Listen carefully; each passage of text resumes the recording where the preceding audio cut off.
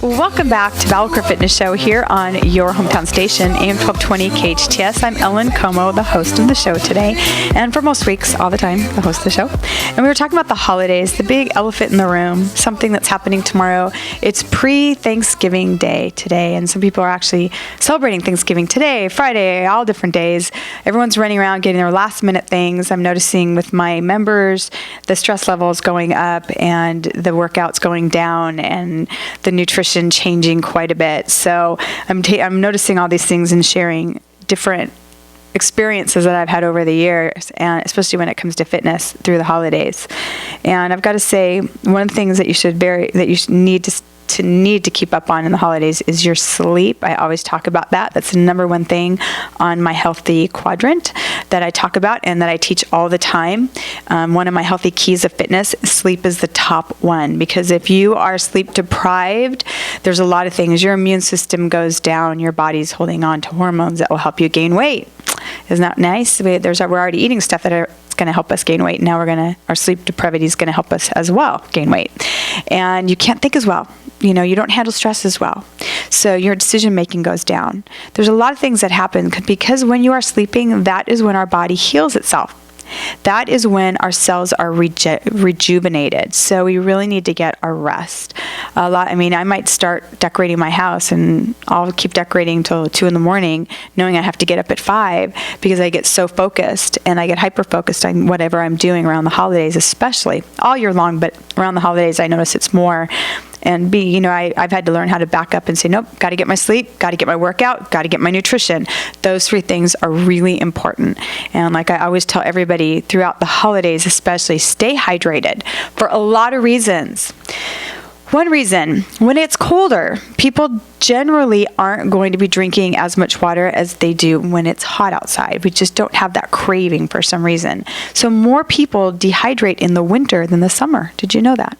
Now, the symptoms of dehydration are a lot larger in the summer. You're going to feel them more, which is actually a good thing. It's going to force you to drink. But in the winter, you just don't feel any of that. So, but it does, your body is going to definitely suffer from that. The number one thing that you suffer from when dehydration is, believe it or not, you're thinking. You're thinking clearly, making decisions. So your brain is the number one thing that is affected when you're dehydrated. So make sure you stay hydrated. And when I say hydrated, that means water, because our muscles are made of 80% water. Our body is 80% water. It's not 80% Diet Coke. It's not 80% fruit juice. It's not 80% anything else. It's 80% water. So you need to put water back in. And so make sure you're drinking plenty of water. Keep it with you in your purse. Keep it, if it's guys, keep it in your briefcase or your backpack or whatever you're carrying around with you. And make sure you're staying hydrated. So you're getting your sleep, you're getting your hydration. You want to make sure that you get your workouts in. We talked about that in the first segment. I'm going to talk about some of my favorite holiday workouts. I am very, very big on resistance training, weight training, especially being in menopause or premenopause or perimenopause or whatever I am. But with my menopause women, my fitopause women, it's very, very important that we lift weights. More important, believe it or not, than cardio, actually. So, but around the holidays, that kind of shifts and changes a little bit. I really believe in a little bit more cardio in the month of December than normal. And why I believe that, it's because it's a great stress reliever. And the way we're going to be eating and how our nutrition is going to be off in a certain way, I want you to get your resistance training in, but I want you to focus more on cardio. Tomorrow I'm teaching a 7:30 to 8:30 class, and it's going to be mostly cardio, getting ready for all the eating that we're going to do. You feel better after a good cardio. You just do. So some of my favorite workouts in December, like I said, jump rope is fantastic. This indoor cycle, great. Walking at a fast speed and running. If you're not a runner, what's sometimes fun is to go out on a walk and we live in a very hilly area here. We're very fortunate to have hills everywhere. And either pick an up or a down as you're running. If you have bad joints, don't run on a downhill, run on an uphill. Just kind of jog up and then walk down. Or, jog up and kind of like then kind of, I say scoot down, So pick, are you going to do up or are you going to do down? I prefer going up in a run and then walk the rest. And you're just going to get your heart rate up. Or you can stop on your walk and just throw in some burpees. I see it all the time. I think it's a great thing to do. Or stop on your walk and throw 25 jumping jacks in there, just standing up so you don't have to touch the sidewalk if you don't want to touch the ground. There's things you can do to raise your heart rate up while you're taking a walk, and take advantage of that. You want to make sure you get about 45 to 50 minutes of cardio in around the holidays. So that's when jump rope's always going to be my favorite. I go to that all the time. I love it because I can grab my jump rope and watch the news in the morning, catch up on everything I need to catch up on before I even leave my house. And what I do is I jump rope through, I might jump rope through when they're talking, and then I'll rest on the commercial or something. And I'll do some core on the commercial. So kind of play with it, make it fun, make it interesting for yourself. So those are a couple of my favorite workouts. And some of my favorite snacks, I get this question all the time, because if you heard me in the first segment, I talked about how important it is to have prepared snacks, because we fall into two categories. One category, and I fall in the first category, is food becomes an inconvenience to me around the holidays. It's so inconvenient for me to stop and eat. I don't want to. I'm too busy. I got things I have to do. And then there's those of us who eat constantly because of the stress. So they're going to grab food wherever they can to get them through the stress of the holiday. Two categories. Now both these categories can be solved with one thing, and that's planned snacks. So what are my favorite planned snacks to keep with me? I like to stick to more whole foods when I possibly can. So I'm going to say the last resort would be a protein bar, or a protein powder would be right above a protein bar, just because of how processed they are. I like to keep an apple and I take some turkey, I roll it up and cut up apple, throw it in my bag, and I eat on that. I eat on that like that. Where did that come from? I like to snack on that. It means it's a lot better. But the apples right now, can I say, are amazing too. I've been buying them at the market, organic always, so make sure you always have organic apples, because especially organic apples, if you're going to not do anything else organic, it's got to be your apples, because of the wax on them, because the wax keeps the pesticides in to the apple, and so you're eating a lot of pesticides. And people say, well, what if I take off the skin? Well, that kind of does it, but with that wax on, the apple and the pesticide underneath the wax, that kind of permeates right through the skin. So you want to be careful. You are getting some poison stuff. So you want to stick organic. But I've got to say, the organic apples right now are some of the best year I've ever tasted. So keep them. Justin too. I know if you hear Justin sneezing or me coughing, if all of a sudden we go blank, no air for a second, it's probably because I am starting to cough, and Justin's going to rescue me by just going blank. We'll be right back on as soon as I stop coughing. We're both in here sneezing and coughing. We have an open, like I said, we're in the hot zone in this room right now. We're going to have to air it out when we leave. So getting back to snacks, some cold cuts, and like I said, nuts are great. Trader Joe's is wonderful. They already have the nuts pre-packaged for you. You can throw them in your bag, throw an apple in there, throw some turkey, roll it up, throw it in a bag, and you can just snack on that throughout the day. And just have a little bit of turkey, a few walnuts or any kind of nut that you want, cashews, whichever one you pick out, and then have a little couple slices of an apple. And that's going to keep you going for a while. Your blood sugar is going to be nice and stabilized, and it's going to keep you satiated because of the fat in the nuts, and you're going to have your protein, which is so good for us. So you're going to have everything covered right there. And the other thing is going back to and talking about, and be patient. Make this a season where you're going to be patient with others, but you're also going to be patient with yourself, because not only do we have high expectations for everyone around us, but we take the expectations of ourselves and they just get monstrous, and we can't ever live up to those expectations that we put on ourselves. And then the sad part is, as soon as we do that, we don't get to enjoy this beautiful season that's standing in front of us. Like I said, a season that we have worked for 11 months to get here. So this is a time to celebrate that 11 months with no expectations and with patience with yourself. If you over plan, or if you take on too much, be honest. Learn how to say, oops, I kind of overcommitted for the week. Can I call you and give you enough notice and tell you that I can't make it and I'm thinking of you, or something? If you're honest about that, most people will understand. Today I had something come up not with my guest here, because I don't want him to think I'm talking about him. Happy birthday, Kirk Stinson. I'm not talking about you, I swear. But I had someone else call me, and I was expecting something to happen, and they kind of just said, oh, and they acted like they never even made those plans. And, don't do that. Kind of call someone and tell them, be honest with them. I completely overplanned the day. I thought I had time. I didn't have time, and I'm so sorry. Can we go to lunch in 2 weeks or when the holiday season is over? And then stick to that plan too, because so many times after the holidays we'll get together and then you never do.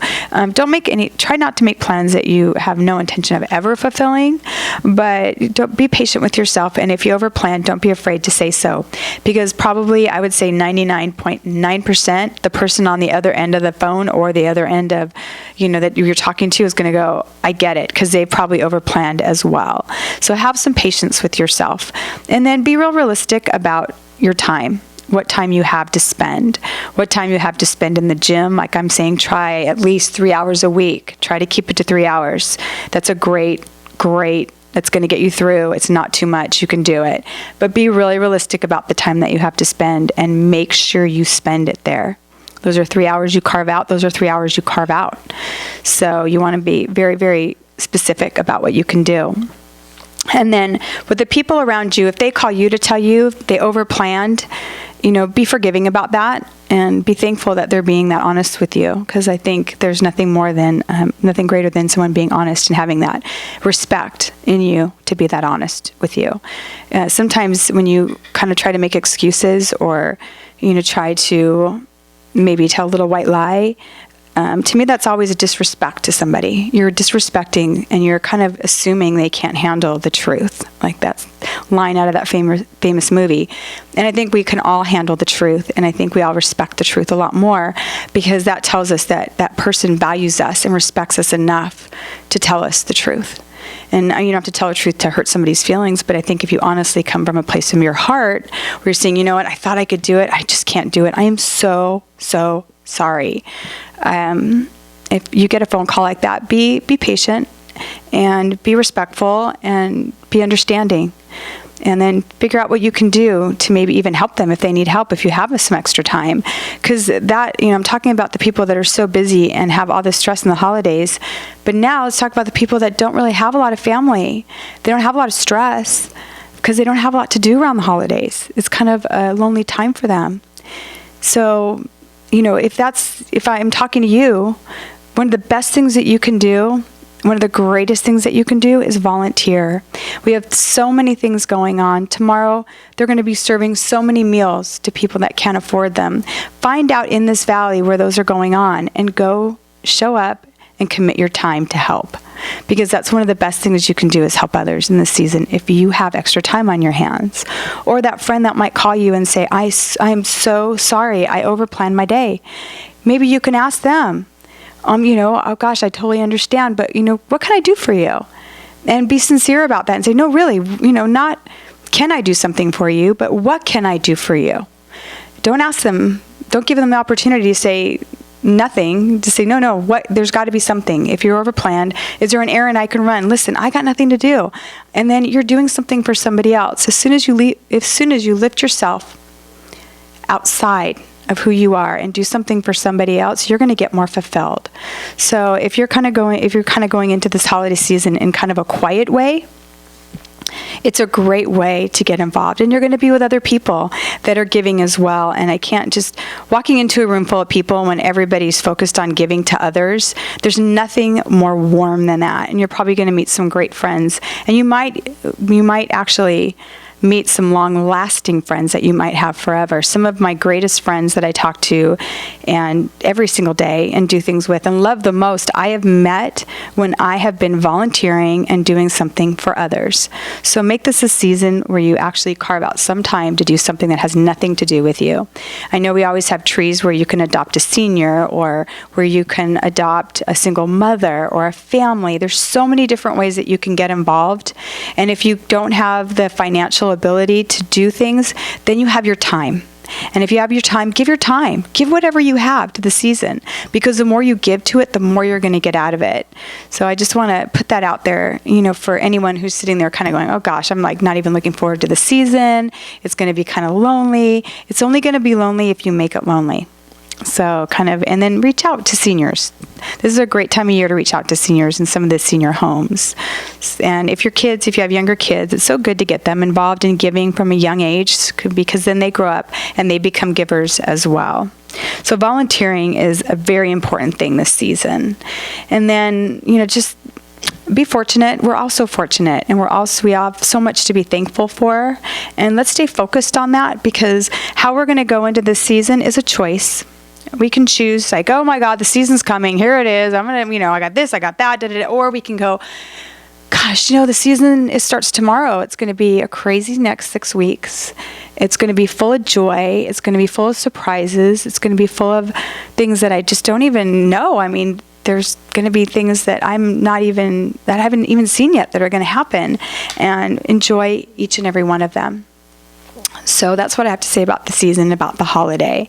And then I'm going to talk about the other thing. If you do tend to, and we're all getting, it seems like, run down, and we're getting these crazy flus, and we're getting these crazy viruses and colds, I'm going to talk about the rules of working out when you are sick. Now, if you have a fever and you have an infection, and you have a stomach issue, you're throwing up diarrhea, you don't work out. And I know that kind of should speak for itself, but I've seen it all. If you have any of those things going on, don't go to the gym, please, because you're just going to get everybody else sick, and you should not be working out yourself. If you have a slight head cold and you have a, just something going on like that, then you can work out. If it's in your chest, they used to say, do not work out. Now what they say is work out at 40% of your capacity for half the time, and then jump in the shower, because it'll loosen it up. But I've got to say, you kind of want to those are the days you might want to work out at home if you possibly can, because you don't want to spread it to everybody else. I think working out, sometimes you can work it out of you, but if it is a fever, or it is some kind of a stomach virus, that's when that's a no-no. And one year I was running quite a bit, and I went on this great run, and it was probably one of my fastest runs I've ever run. I couldn't even feel my feet hitting the ground. Now, I was sick before I left for the run, by the way, but I didn't know how sick I was. And by the time I got back, I had like 102 fever, and I was in bed for 3 weeks. So that's what can happen if you attempt to work out and you have any kind of a fever or you have a virus. You can get really, really sick. But if it's a head cold, you kind of go in, you do your thing. And even if with a head cold, don't go in at 100%, because you're going to end up getting really, really tired for the rest of the day, and you can run yourself down, and then your immune system goes down. So you want to be, now coming back from being sick is another thing. Wait till you're well enough to go into the gym. And when you start, don't just start exactly how you left off. Slowly allow your body to work up to where you were, and don't get discouraged with yourself. It's really, really so easy for us to, walk into the gym and want to be exactly where we were, because we worked so hard to get there. But trust me, your body will do it on its own. And that's a trust that, as working out as many years as I have, I know that my body will, so I don't get worried about. But if you're new to working out, and you've only been working out a couple years, and you haven't experienced coming back from being sick or from being injured, it can be a very scary time for you. And you need to know that your body will, faster than you think, your body is going to come back to the place that it was. So that will always, always happen. So, if you're not feeling well or you get injured, it's fine. Take your time off. Do what you have to do. If you have a head cold, it's okay. Maybe you might want to work out at home for a couple days, but get out there and do something. Well, we're going to be right back. This is Ellen Como on BalaCore Fitness Show on your hometown station, AM 1220 KHTS. Welcome back to BalaCore Fitness Show here on your hometown station, AM 1220 KHTS. I'm your host, Ellen Como. This is our last segment, and I just want to ask everybody, just ask yourself, what kind of holiday season do you choose to have? Are you going to choose to be someone who is stress-ridden, and you're, letting your workouts fall, and you're having expectations of yourself and everyone else, and you're being very impatient with yourself and everyone around you? Or are you going to choose to go through this as what it's meant to be, as a gift? It's something that you can choose to do. So tomorrow is Thanksgiving. We all have a lot of things we can think about, to be thankful about, and stop and think about those instead, of thinking about what you don't have or what isn't going right, but think about the things that you have to be thankful for. And if you feel like, I don't have anything to be thankful for, make something to be thankful for. Become a volunteer. Do something for somebody else. Think outside yourself, get outside yourself, and be somebody else's gift. Be somebody else's something to be thankful for. So we have those choices to make.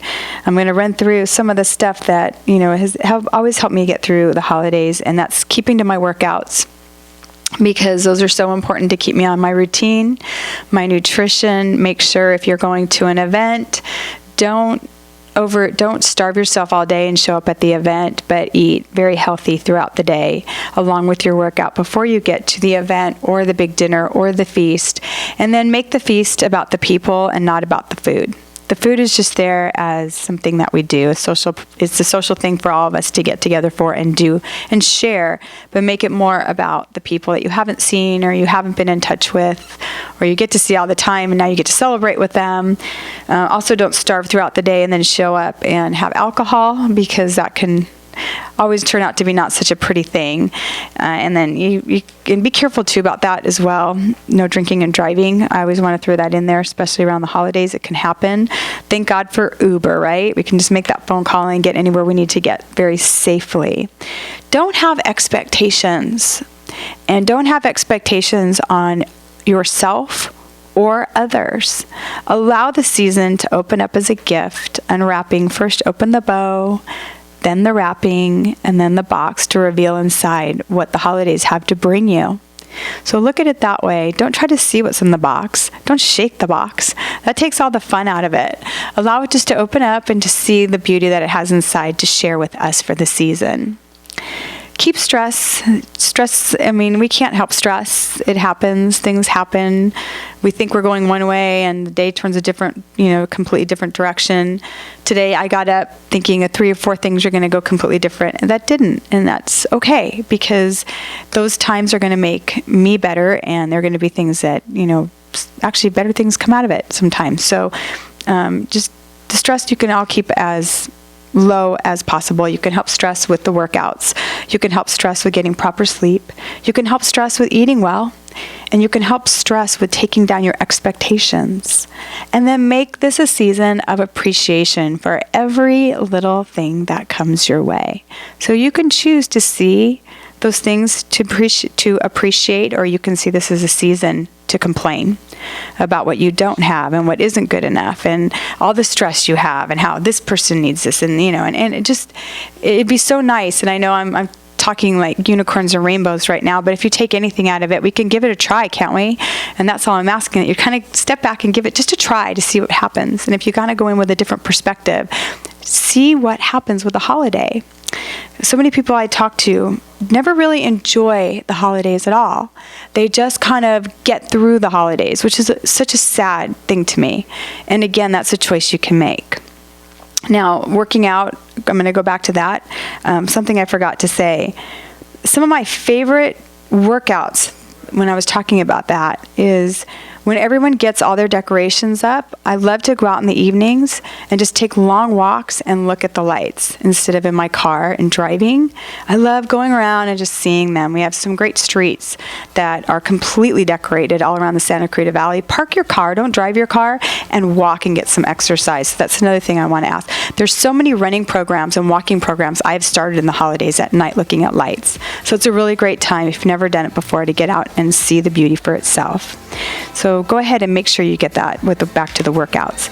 Become a volunteer, become a giver, not a taker. It feels better always to be a giver than a getter, right? So make this a year where you're giving more than you're getting.